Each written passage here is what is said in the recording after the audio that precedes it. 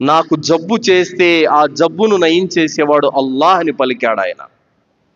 ప్రవక్తల పితామహుడైనటువంటి ఇబ్రాహీం అలైహిస్సలాం వారు ఏమంటున్నారు?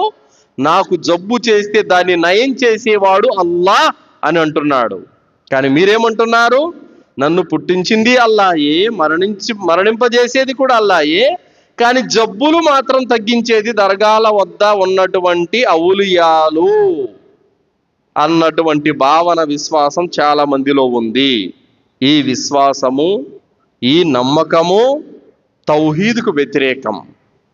లా ఇలాహా ఇల్లల్లాహ్ అనే మాటకు విరుద్ధమైనటువంటి నమ్మకం ఇది. సోదరులారా, ముస్లిములలో ఈరోజు ఈ విధమైనటువంటి షిర్కు జొరబడి ఉంది అని అంటే కారణం దర్గాలే సోదరులారా. ముమ్మాటికి కూడా కారణం దర్గాలే.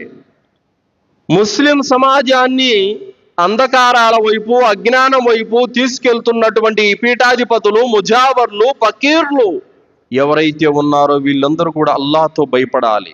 ఎందుకంటే మొట్టమొదటి ప్రవక్త ఆదం అలైహిస్సలాం వారిని మొదలుకొని చిట్ట చివరి ప్రవక్త ముహమ్మద్ రసూలుల్లాహ్ సల్లల్లాహు అలైహి వసల్లం వరకు వచ్చినటువంటి సమస్త ప్రవక్తలందరూ కూడా తీసుకొచ్చినటువంటి మెసేజ్, అల్లాహ్ తప్ప మరొక ఆరాధ్య దైవం ఎవడు లేడు, మీరు అల్లాహ్ను మాత్రమే ఆరాధించండి, ఆయన్నే నమ్ముకోండి, ఆయన్నే విశ్వసించండి, మీకే అవసరం వచ్చినా ఆయన్నే అడగండి అన్నటువంటి సందేశాన్ని తీసుకొని వచ్చారు. ఆదం అలైహిస్సలాం వారిని మొదలుకొని ప్రవక్త ముహమ్మద్ సల్లల్లాహు అలైహి వసల్లం వారికి వచ్చిన సమస్త ప్రవక్తలు మరియు ఖురాన్ హదీసు జ్ఞానం కలిగినటువంటి ఆనాటి నుండి నేటి వరకు ఉన్నటువంటి పండితులందరూ కూడా హోరెత్తి పిలుస్తున్నటువంటి విషయం ఏమిటంటే తౌహీద్, తౌహీద్, తౌహీద్, ఏకదైవారాధన వైపునకు రండి అని పిలుపునిస్తూ ఉంటే ఈ దర్గాల వద్ద ఉన్నటువంటి ముజావర్లు, ఈ దర్గాల వద్ద ఉన్నటువంటి పీఠాధిపతులు ముస్లిం సమాజాన్ని అజ్ఞానం వైపునకు, అంధకారం వైపునకు, చీకట్ల వైపునకు తీసుకెళ్లిపోతున్నారు. వీళ్ళు స్వచ్ఛమైనటువంటి ముస్లిం సమాజంలో ఏకదైవారాధన స్థాపించాల్సింది పోయి మలినంతో కూడుకున్నటువంటి షిర్కును ప్రబలింపచేస్తున్నారు వీళ్ళు. ఈ దర్గాల వద్ద జ్ఞానం ప్రబలుతుందా? దర్గాల వద్ద ఉండేది జ్ఞానం కాదు, అజ్ఞానం. ఈ దర్గాలలో నుండి ఏమైనా ఖురాన్ హదీసు జ్ఞానం బయటికి వెళ్తుందా? ఖురాన్ హదీసును కప్పిపెట్టి మూఢనమ్మకాల జ్ఞానం అక్కడ నేర్పబడుతుంది. ఎంతసేపు మంత్రాలు, తంత్రాలు, తాయెత్తులు, దారాలు, టెంకాయలు, నిమ్మకాయలు, ఇలాంటి బురుడి మాటలతో ప్రజల్ని నమ్మించి ఒమ్మించి లక్షల డబ్బులు దండుకోవడానికే ఈ దర్గాలు ఉన్నాయి తప్ప ఈ దర్గాల ఆరాధన అనేది, ఈ దర్గాల స్థాపన అనేది ఇస్లాము ధర్మానికి సంబంధించింది ఏమాత్రం కూడా కాదు సోదరులారా. కావున ఆనాటి నుండి పండితులు ఈనాటి వరకు ఈ మూఢనమ్మకాలను, ఈ షిర్కును, ఈ బిదాతుని, ఈ కుఫర్ని, ఈ అజ్ఞానపు చేష్టలను తుడిచేయటానికి రేయింబౌళ్ళు శ్రమిస్తూ ఉంటే ఈ దర్గా వద్ద ఉన్నటువంటి పీఠాధిపతులు, ముజావర్లు మాత్రము షిర్కును ప్రబలింపజేయడానికి పాటుపడుతున్నారు. ఇక సామాన్య ప్రజలు ఆలోచించుకోవాలి, ధర్మం ఎక్కడుంది, అధర్మం ఎక్కడుంది. అల్లాహ్ను మాత్రమే ఆరాధించండి, ఈ భూమండలంలో ఏ దేవుడు లేదు, ఏ దేవత లేదు, ఉన్నటువంటి వాడు అల్లాహ్ ఒక్కడే, ఆయన్ని ఆరాధించండి అని చెప్పేది సత్యమైన ధర్మం.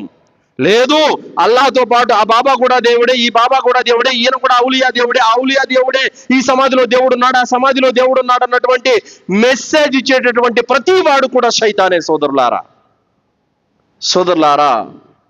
ఇస్లాం ధర్మం స్వచ్ఛమైనటువంటి ధర్మాన్ని నేర్పిస్తుంది.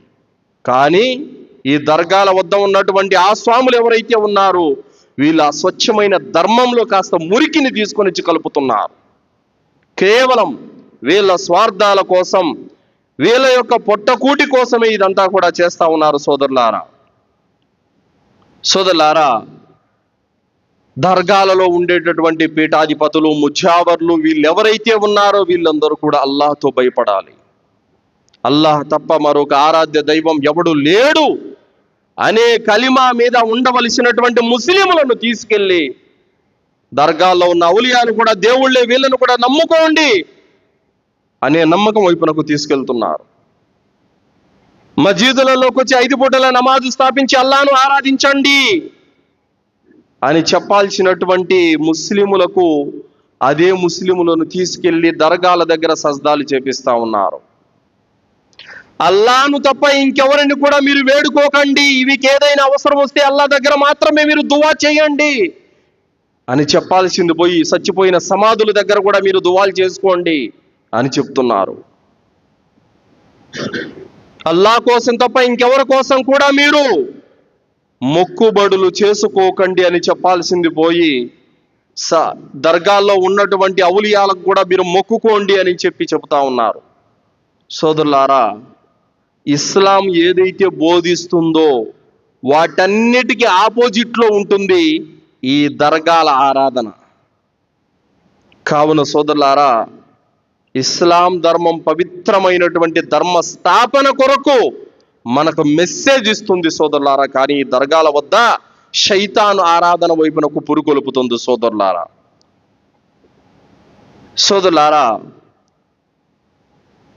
ఒకసారి ఆత్మ పరిశీలన చేసుకోండి. ధర్మం ఏమి చెబుతుందో ఆలోచించండి.